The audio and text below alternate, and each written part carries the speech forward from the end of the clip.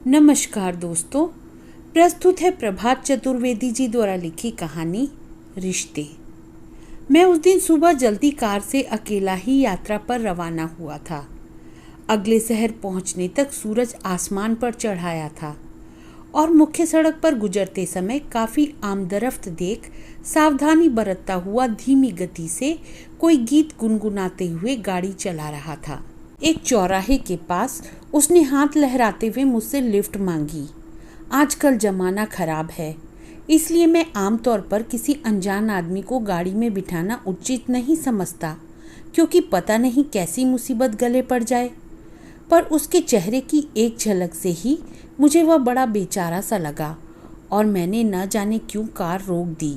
उसने साधारण मगर साफ सुथरे कपड़े पहने हुए थे और हाव भाव से किसी फौजी की तरह अनुशासित लग रहा था। वह बोला, साहब, मेरा अगले शहर पहुंचना बहुत ज़रूरी है, मेहरबानी करके मुझे ले चले। मैंने कार के पीछे का दरवाज़ा खोलकर उसे बैठने का संकेत दिया। वह धन्यवाद बुदबुदाता सा हुआ और बैठ गया।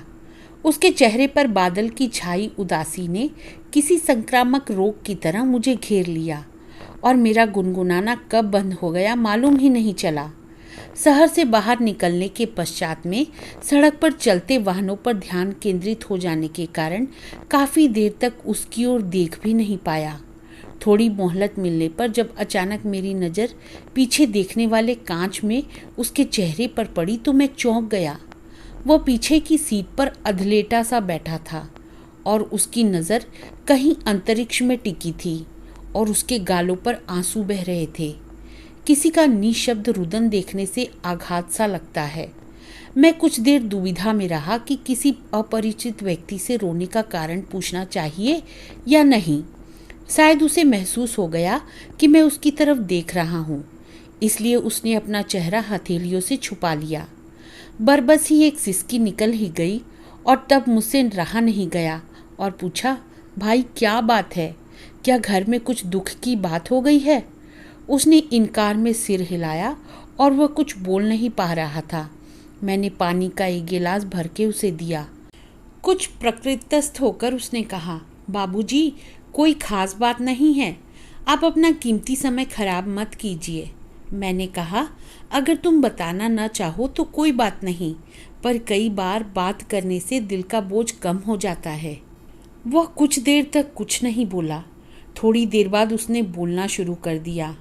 बात प्रारंभ करते समय वह इतना धीरे बोल रहा था कि लगा कुछ बुदबुदा सा रहा है। मैंने पीछे मुंह मोड़कर उसकी तरफ प्रश्नवाचक निगाहों से देखा तो उसने खखार कर ऊंचे स्वर में बोलना शुरू किया। उसने कहा, बाबूजी, मैंने अपनी पत्नी को अपने जीवन में सबसे ज़्यादा प्यार किया था। अभी अभी उससे सारा रिश्ता तोड़कर आ रहा हूँ। मेरी नौकरी पुलिस में है, पर मैंने ज़िंदगी में कभी गलत कमाई के 1 रुपए को भी हाथ नहीं लगाया। पता नहीं किन जन्मों के पाप मेरे सामने आए हैं। एक छोटे थाने में मेरा स्थानांतरण हुआ। शुरू में साथियों ने बेईमानी के रास्ते पर डालने की कोशिश की, पर धीरे धीरे सब मेरी प्रकृति समझने लगे और मुझे कहना बंद कर दिया। इतने साथियों में से एक मोहन के साथ मेरी दोस्ती हो गई और हम जब कभी समय मिलता साथ साथ ही घूमते रहते थे। वह अकेला ही था, इसलिए अक्सर मेरे घर आ जाया करता था। मेरे दोनों बच्चों पर तो उसने जादू सा कर दिया। उनके लिए हमेशा कुछ न कुछ लेकर ही आता था। मैंने कई बार उसे रोकने की कोशिश भी की, पर वह नहीं माना। यहाँ तक कि मेरी बीबी चंपा भी तर्क वितर्क में उसी का साथ देने लगी थी। एक बार तो चंपा ने यहाँ तक कह दिया कि खुद की कुछ ऊपरी आमदनी है नहीं, बच्चों को मन का कुछ दिला नहीं पाते। मोहन भैया ले आते हैं, वह भी तुम्हें अच्छा नहीं लगता। मैं उसका मुंह देखता हुआ चुपचाप खड़ा रह गया। दुर्भाग्यवश तब भी मैंने इस पर विशेष ध्यान नहीं दिया। मेरे 2 बच्चे हैं। बड़ी लड़की 11 साल की है और लड़का 8 साल का है। साल भर पहले मेरा प्रमोशन हुआ। 6 महीने की ट्रेनिंग में अजमेर भेज दिया गया। महीने में 1 बार घर आता था। पीछे से मोहन का मेरे घर आना जाना बढ़ गया। मुझे एक बार शक भी हुआ। साहब, यह बात छुप नहीं सकती, अपन प्यार करते हैं तभी मालूम पड़ जाता है। अभी हाल में मोहन ने उसे एक घड़ी भी लाकर दी थी। मैं जब ट्रेनिंग से लौटा तब चंपा ने यह बात मुझसे छुपा ली। मुझे बोली, मैं मायके बहुत दिनों से नहीं गई हूँ, अब तुम आ गए हो, अपन साथ ही चलेंगे। वहां जाकर उसने शायद अपनी माँ को समझाया कि मैंने घड़ी ली है, इन्हें बताऊंगी तो गुस्सा होंगे, तुम मुझे दे देना। उसकी माँ ने चलते समय उसे दी कि तेरे लिए लेकर रखी थी। इतना कहकर वह चुप होकर कुछ सोचने लगा। मैंने पूछा, पर तुम्हें यह सब कैसे पता चला?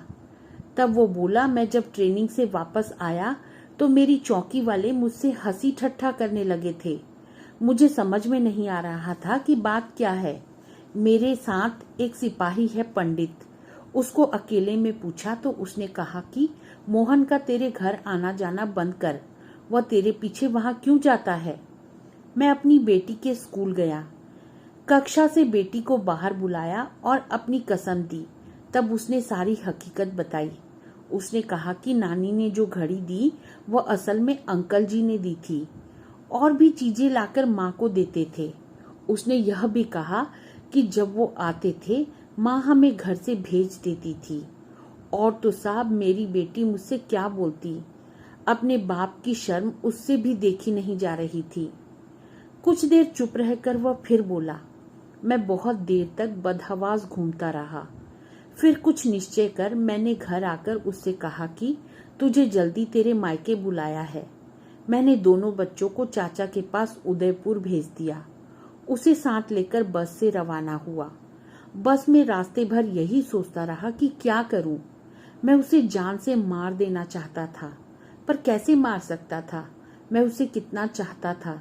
वह मेरे बच्चों की माँ थी। उसने गांव पहुंचने से पहले ही मैं बस के दरवाजे पे आके खड़ा हो गया और उसे भी बुला लिया। बस रुक भी ना पाई थी कि आवेश में मैंने दरवाजा खोलकर उसे धक्का दे दिया। वह चलती बस से नीचे गिर पड़ी और उसके पांव छिल गए। मैं बस से उतरा तो मेरी आंखों से आंसू बह रहे थे। मैंने उसे कहा, आज से तेरा मेरा रिश्ता खत्म। तूने मेरा घर बर्बाद कर दिया, तू मेरी जिंदगी से चली जा। वह एक पल में जैसे सब कुछ समझ गई। उसने एक शब्द भी मुंह से नहीं निकाला।